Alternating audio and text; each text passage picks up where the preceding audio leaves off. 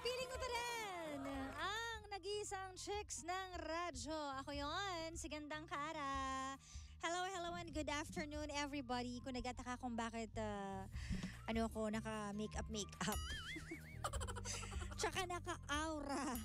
Galing ako kanina sa Net25. Ayan, nag-guest tayo dyan. So, kung gustong mapanood, kanina umaga. So, live siya kanina. Di ko alam kung meron na sa YouTube ngayon or nasa Facebook pa rin. Shinare ko naman yan sa aking fan page. Hanapin mo lang DJ Kara. So, kung hindi mo napanood, pwede mo pang mapanood. Ayan, pwede ka pang humabol, 'di ba? Habol na, manood ka na. Dali. Nambibigla daw kasi ako, biglang may guesting. Actually, 'di ba? Bigla-bigla mga ganap sa buhay ko. Ganun talaga. Gulatin mo sila. Pero ang pinakamasarap na panggugulat yung na-success mo. Gulatin mo sila. Bukas makalawa, may bahay ka na. Ay, taray. O kaya bukas makalawa, may kotse ka na. O kaya bukas makalawa, nasa abroad ka na naman. Walang katapos ang travel. Wow! Diba, kahit di ka mayaman, pero travel ka ng travel, ikaw na talaga. Kaya pinagkamalan ka mayaman diba? Kadalasan ganun iniisip natin, 'di ba? Travel and travel, mayaman 'yan. Hindi ba pwedeng nakapag-ipon lang, 'di ba? O kaya naman hindi ba pwedeng talagang nag-save up lang para sa alam mo na, pang reward sa sarili. Napakahalaga niya na nare-rewardan mo rin ang sarili mo. Ayan, para akong newscaster today, no? 'Di ba? Newscaster sa aking outfit. Mga hindi makarelate dyan, pumunta ka na po sa ating live. Hanapin mo lang sa Facebook, yan, DJ Kara o kaya naman Energy FM 106.7. And please, like and share. At hello sa lahat ng mga nasa biyahe sa mga oras na ito. Saan man po kayo patungo, mag-ingat po kayo at sana maging maganda ang araw nyo today. Ayan, babatiin ko muna ng happy Wednesday na ba? Totoo, ay oo nga, ang bilis. Oo nga, ako pa talaga nakalimot. Diba? Happy Wednesday, ayan, kay Leia Alhambra Bautista at kay Sis Freda daw, pinabati niya. Hello po. Oo. Anyways, ayan, hello po sa lahat ng mga OFW din natin na watching dito sa ating live. Watch na kayo kasi mamimiss nyo talaga ako. Isang linggo ko mawawala, diba? Kaya ngayon pa lang, tumodo na kayo, di ba? But anyways, happy Wednesday everyone. Sa mga nagkakape out there, sige, ikapin nyo na lang ako. Sa mga coffee lovers out there. Naku, alam nyo ba na meron po tayong MX3 coffee mix. May high source of vitamin C at saka calcium at meron ding antioxidant benefits at cholesterol free. Ito rin po ay low acid coffee na may low-calorie sweetener na sucralose at hindi nakakapagpataas ng blood sugar levels at blood pressure para makasiguradong tunay, natural at orihinal na MX3 ang inyong mabibili. Siguraduhin lamang po na sa mga leading drugstores nationwide kayo bibili. For any inquiries, visit their website mx3ph.com or call the hotline 0918-8888-693. At dahil dyan, wag na po natin patagalin ang ating story for today. Dito lang yan sa Sincerely, Kara.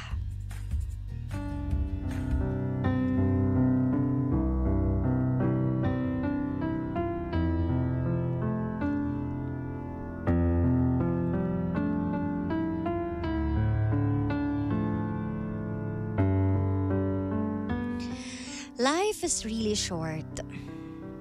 Kaya laging sinasabi ng mga tao sa paligid natin na iksi ng buhay, gawin mo na yan, gawin mo na to.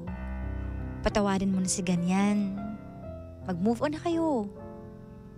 Kasi nga sa sobrang iksi ng buhay, kung minsan hindi natin namamalaya na may mga biglaang pangyayari na hindi natin ine-expect. At yung mga taong minamahal natin hindi man lang tayo nakapagpaalam ng maayos. Bigla-biglang naglalaho. Nawawala sa mga piling natin. Kaya nga sinasabing hanggat nandyan, iparamdam mo na.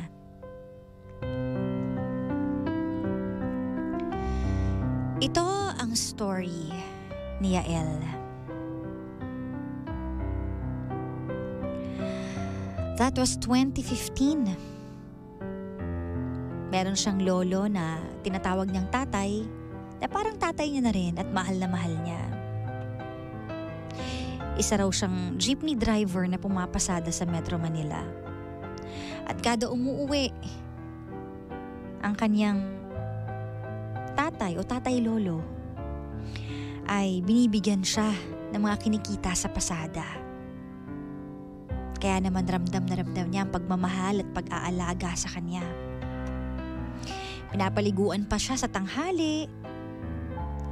Kahit minsan pagod na, nag-e-effort pa rin para sa kanya. At marami siyang naaalalang mga memories with her lolo. And one time, nagkasakit ang kanyang lolo. Akala niya simpleng sakit lang na babalik naman sa bahay. Kaya naman nung araw na yon na naghihintay siya na babalik na. Laking gulat niya na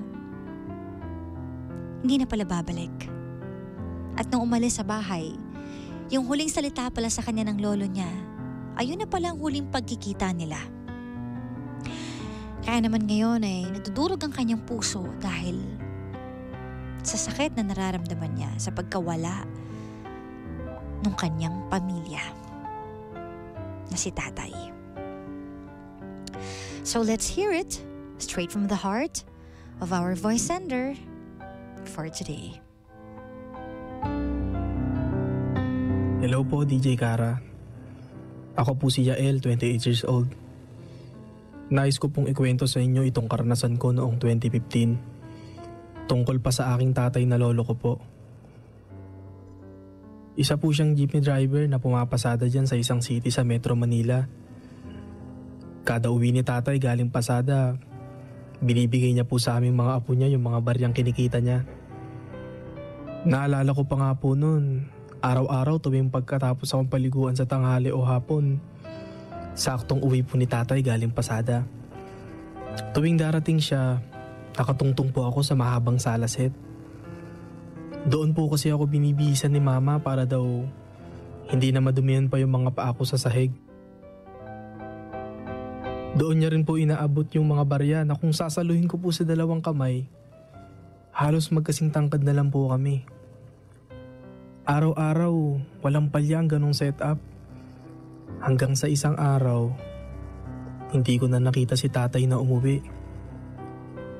Dinala na pala siya ng mga tiyuhin at tiyahin ko sa ospital kasi may sakit pala siya at marami na rin komplikasyon. Siguro, dala na rin ng katandaan niya eh. Isang tanghali sa second floor, pinatulog ako ni mama. Usually, sa baba po sa sala kami natutulog ng sabay-sabay. At sa pagtulog ko po doon, ay mag-isa lang po ako. Ilang oras ang lumipas ay naalimpungatan po ako kasi may tumawag po sa akin. At alam ko po na boses po ni tatay yun. Baka ka ako magaling na siya at nakauwi na kaya dumilat po ako ng bahagya. Ngunit madilim at malabo ang paningin ko kaya tuluyan ko nang inimulat ang mga mata ko. At doon ay malinaw na may tumawag po ulit sa akin ng 2 beses. Inaantay kong may gumulat sa akin mula sa pinto pero wala. Inantay ko pa ulit ng ilang segundo pero wala pa rin po talaga. Kaya doon na po ako bumangon at diretsong tumakbo pababa. Pero pagdating ko po sa sala at kusina, wala rin mga tao. Tuluyan na po akong lumabas sa bahay at sa tapat. Doon ko po nakita si mama na umiiyak. Niyakap niya po ako habang hawak ng isang kamay ang telepono na wari ko ay may kausap pa sa kabilang linya. At sinabing, si tatay, wala na si tatay.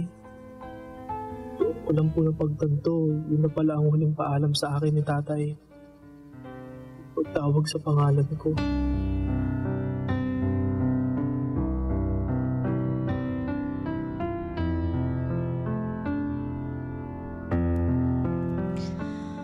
Ang sad naman, pero alam mo, Yael, for sure marami dito ng mga apo o mga alagang lolo at lola na makaka-relate sa story mo. Basahin muna natin kung anong masasabi ng ating mga pangga dito sa ating live. Pwede po kayo mag-comment, hanapin nyo lang po Energy FM 106.7. At ano nga ba ang masasabi nyo kay Yael na bigla-biglang nawalan ng kanyang mahal sa buhay, ang kanyang tinatawag na tatay, ang kanyang lolo. Sabi dito, tomorrow is never promised. In a snap of a finger or in a blink of an eye, everything can turn 180 degrees. Kaya always seize the day. Kung may crush ka, jowain mo na. May mamahalin kang pabango, gamitin mo. Opportunities, grab mo na. Do things while we have time. Ang ganda nito. Sabi ni Rocky. Oo nga naman, Kahit yung mga simpleng ganun lang, Minsan nagadalawang isip pa kasi tayo, Pero bakit nga ba, Do it while we have all the time. Kasi ang time, yan yung bagay na wala ka na magagawa. Hindi na maibabalik. Sabi pa dito, Yael, life is unpredictable. Treasure the memories. Let His love bird in your heart. Let go and let God, sabi ni Ate Arlene. Unpredictable nga naman talaga ang buhay.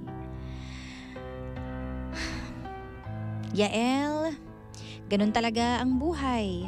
May sakit at saya. Nakakalungkot pero hiram lang ang buhay natin. Ang importante, naalagaan mo ang tatay o lolo mo, sabi ni Ate Marites. Yael, it seems like we are going to cry again. Prepare the tissue, sabi ni Bernard. Sino ba namang hindi makukurot ang puso dito, di ba? Lalo na kapag mai-imagine natin na pwedeng mangyari din sa atin to. Kasi wala naman talagang permanente sa buhay ng tao. Ay, nakakasad. Sabi pa dito, napakamapalad ng mga apo na naaabutan pa ang mga lolo at lola. Kaya sana habang buhay sila, ipadama nyo ang pagmamahal sa mga grandparents natin. Sabi ni Sheila. Hindi natin hawak ang buhay natin. Ang kamatayan ay dumarating ng parang sa magnanakaw. Hindi mo alam kung kailan darating. Kaya naman, make the most out of it. Sabi ni Peter Smeng. Totoo yan, para siyang magnanakaw na wala siyang pa-inform, di ba? Kaya masakit talaga.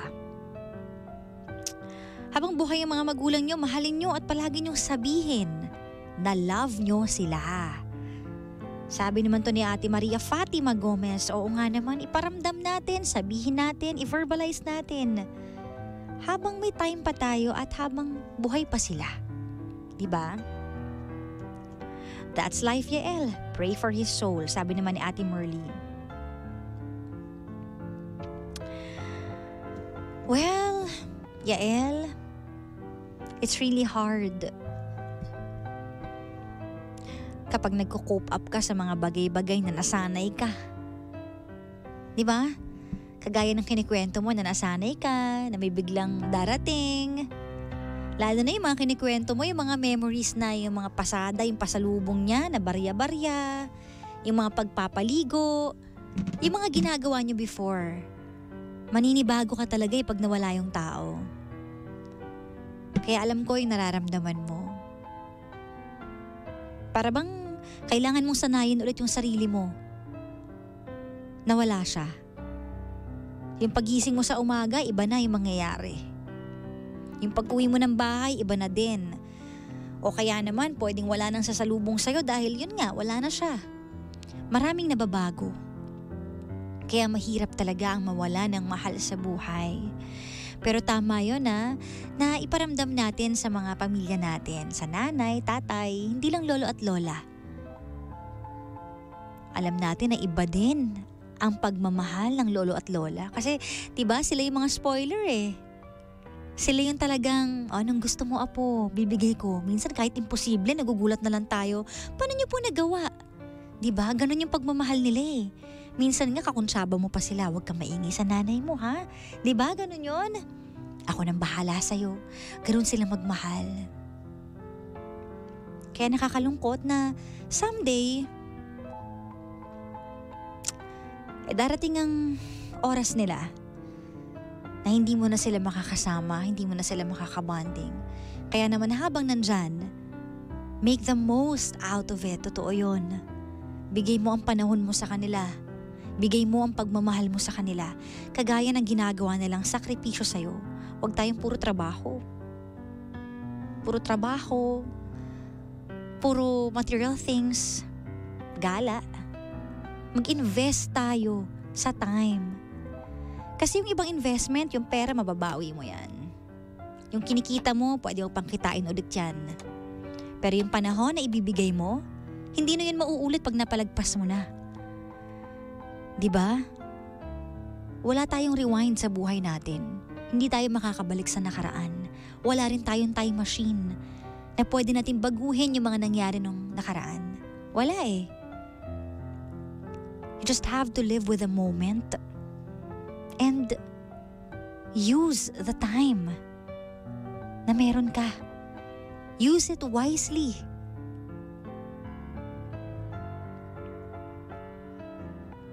Alam mo, yung pagkawala ng iyong tatay-lolo, no matter how old you are, it changes your life forever. And you will always remember him. Laging papasok dyan yung mga memories na malulungkot na nakasanayan mo. Kasi mahirap ibaon yun sa limot eh. Tapos he is your protector. He loves you very much. Naramdam mo. Minsan nga you never really got over the loss of someone you love. You never really get over it eh. You just learn to live with their loss.